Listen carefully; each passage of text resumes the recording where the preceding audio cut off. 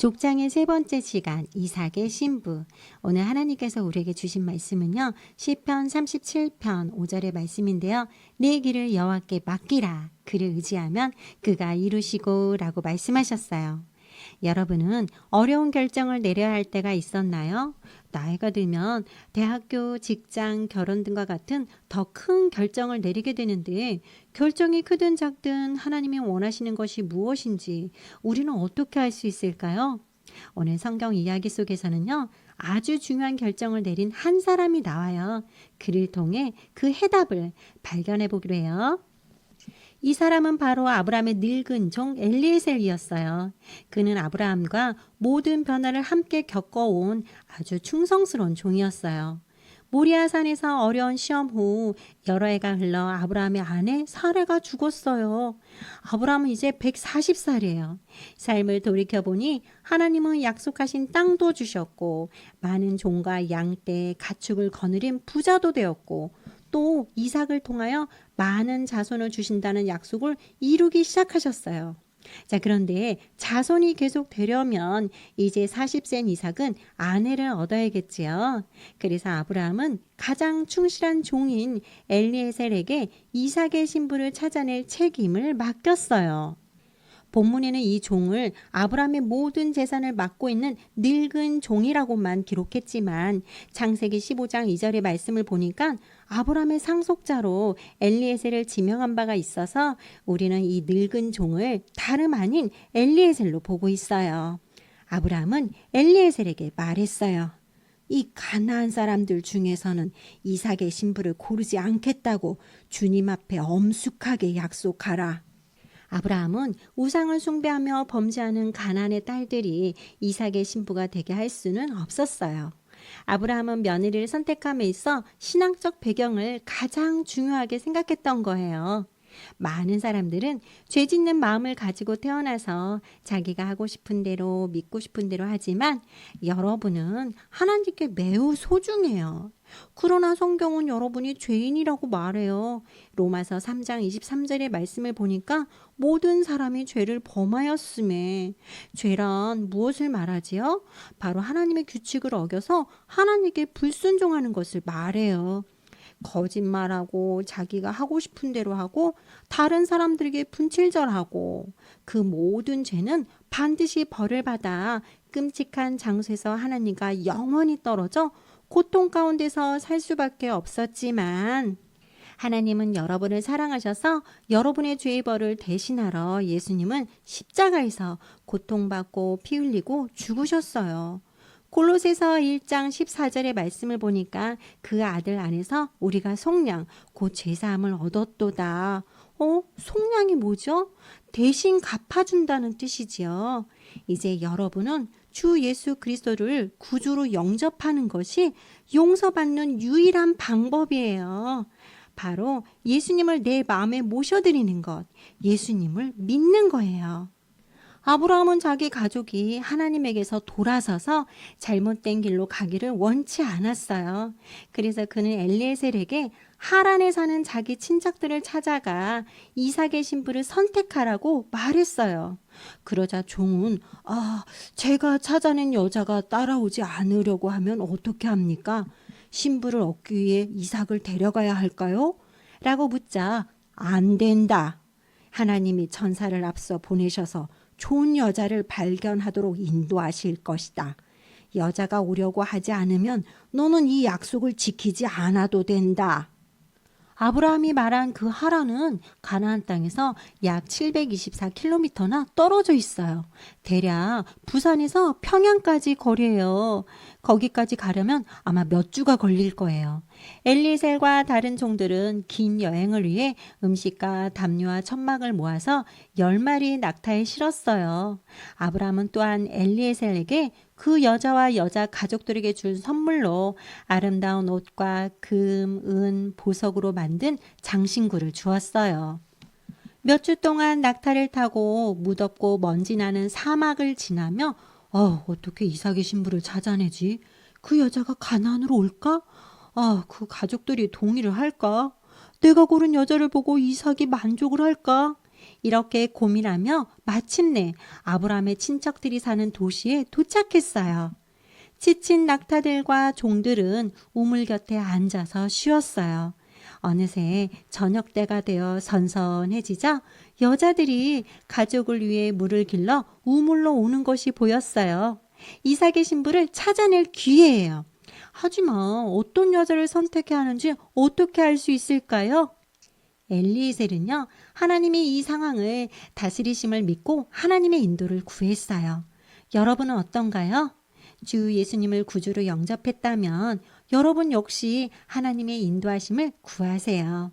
인도란 이끌어 지도한다라는 뜻이에요. 하나님의 인도하심은 여러분을 올바른 길로 갈 수 있도록 안내하세요. 그래서 여러분이 올바른 결정을 내리려면 하나님의 인도가 필요해요.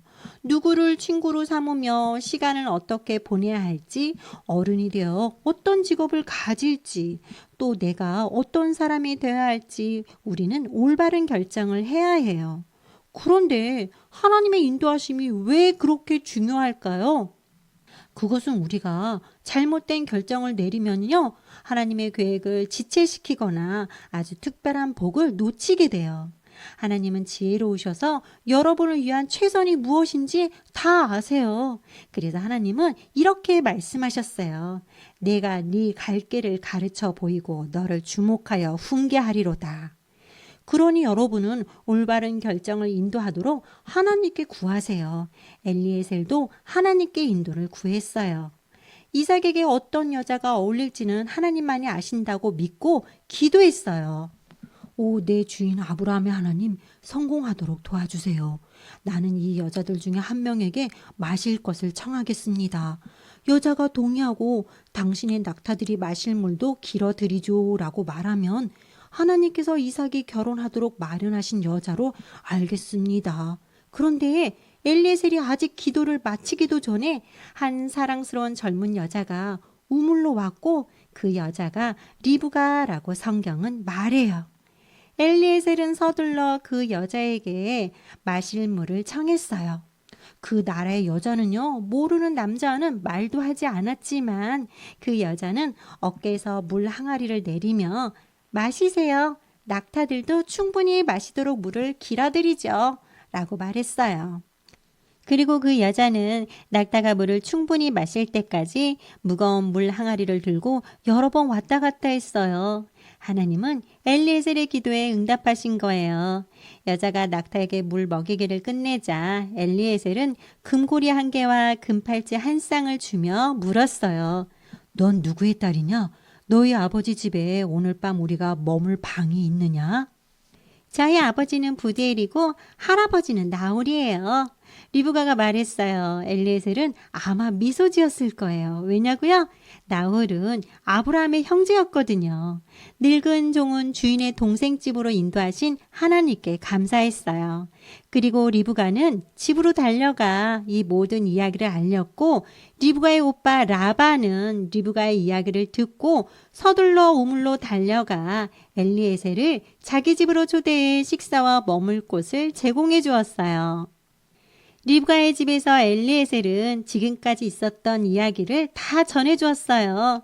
하나님이 어떻게 아브라함과 아브라함의 아들 이삭을 축복하셨는지, 그리고 아브라함의 친척 중에서 이삭의 신부를 찾겠다고 아브라함에게 약속한 것도, 그리고 우물 옆에서 드린 자신의 기도와 리브가가 어떻게 자신의 기도대로 행동했는지 그 가족에게 다 말했어요. 아마 엘리에셀의 이야기를 들으면서 리브가의 눈은 놀라움으로 커졌을 거예요. 하나님은 당신의 집과 당신의 딸에게 나를 인도하셨어요. 이제 당신이 내 주인에게 친절을 베풀 것인지 말해주세요. 그 대답이 예든지 아니오든지 내가 할 일은 알아야겠어요. 리브가의 아버지와 오빠는 동의했어요. 이 일은 주님에게서 왔다. 리브가를 데려가 당신 주인 아들의 아내로 삼으세요. 허락을 받은 엘리에셀은 기도 응답에 하나님께 감사했고 중요한 결정을 내릴 때 하나님의 인도를 구한 것이 정말로 기뻤어요. 여러분이 주 예수님을 구주로 영접했다면 하나님의 인도하심을 구하세요. 큰 결정이든 작은 결정이든 할 일을 알려주실 거예요.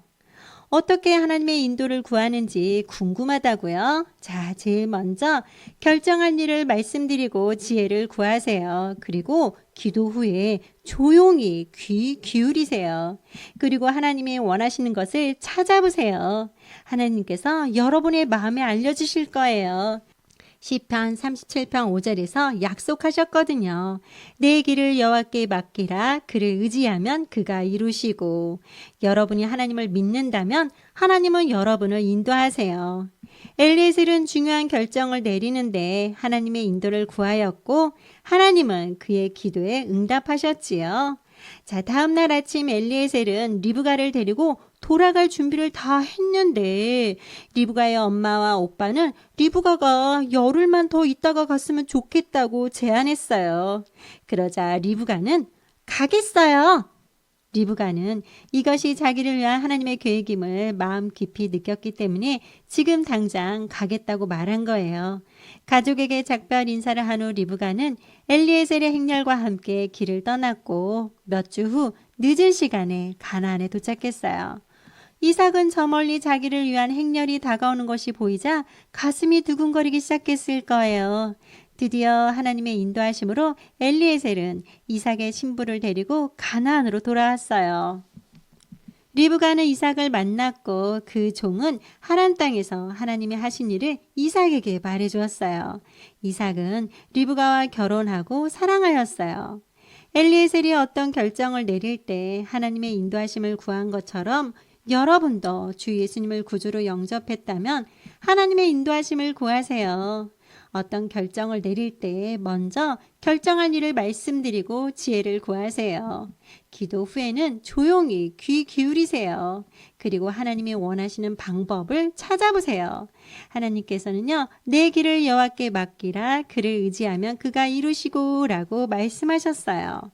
자, 그런데 하나님의 인도를 따르는 첫 걸음은요, 무엇보다도 주 예수님을 구주로 영접하는 거예요. 성경은 말씀하고 있어요. 영접하는 자, 곧 그 이름을 믿는 자들에게는 하나님의 자녀가 되는 권세를 주셨으니, 예수님을 영접한다는 것은 기꺼이 죄에서 돌이켜 마음을 다하여 주 예수님을 믿는 것을 말해요. 예수님이 십자가에서 돌아가시고 다시 사셨기 때문에 여러분의 죄는 용서받을 수 있어요. 하나님께서는요, 예수님을 구주로 영접하면 하나님의 자녀가 된다고 약속하셨어요. 오늘 말씀 기억하며 선생님과 함께 기도해요.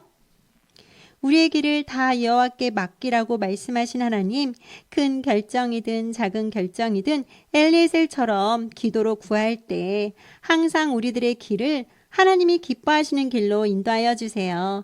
예수님 이름으로 기도합니다. 아멘.